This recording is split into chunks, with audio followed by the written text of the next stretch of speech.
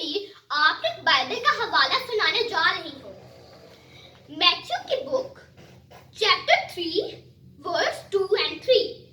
उन दिनों में यूहन्ना बपतिस्मा देने वाला आया और यहूदियों के बियाबान में ये मुनादी करने लगा कि तौबा करो, क्योंकि आसमान की बादशाही नजदीक आ गई है। ये वही है जिसका जिक्र यशायाह नबी की मार्फत में हुआ कि बियाबान में पुकारने वाले की आवाज आती है कि खुदावन की राह तैयार करो, उसके रास्ते सीधे बनाओ। पाक कलाम को पढ़ा और सुना जाना हम सबके लिए बाइस से बरकत हो। आमीन। अजीज बहनों और भाइयों, आज मैं आपको बताऊंगी कि हम बपतिस्मा कैसे ले सकते हैं।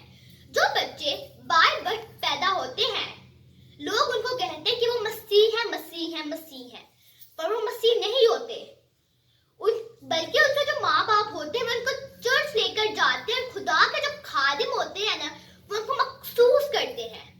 और जो बच्चे यंग एज में होते हैं, उनका बपतिस्मा होता है। और बपतिस्मा हमारे इस एज में होता है 14 या फिर 15, फिर उससे ऊपर जो खुदावंद यीशु मसीह उन्होंने 30 साल में बपतिस्मा लिया था।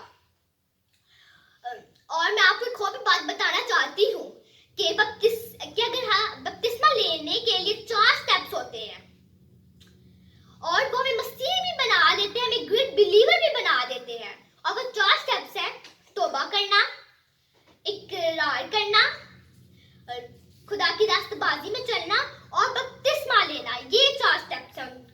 और जो पास्टर होते हैं, वो जिन बच्चों को बपतिस्मा चाहिए होता है, वो उनके वैन बस में दरिया के पास ले जाते हैं और उधर वो सारे मिलकर दुआ करते हैं, दूसरे का हाथ पकड़कर। और जब दुआ की मुकम्मल हो जाती है तो जो पास्टर होते हैं, वो जो दरिया उस पर दुआ करके बच्चों को एक एक बारी बारी बुलाते हैं।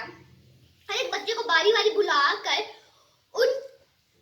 पहले उनको गोता देने से पहले दरिया में बोलते हैं, बाप बेटे और कुदुस के नाम से बपतिस्मा देता, उनको फिर गोता लगाते हैं। और जब सारे बच्चों का बपतिस्मा हो जाता है, फिर उनको बोलते हैं कि पहले उनके सर पे हाथ रख के उनको बोलते हैं, खुदा तुझे बरकत दी, तेरा बपतिस्मा हो गया है। उसके बाद उनको बोलते हैं कपड़े चेंज करो सारे अपने,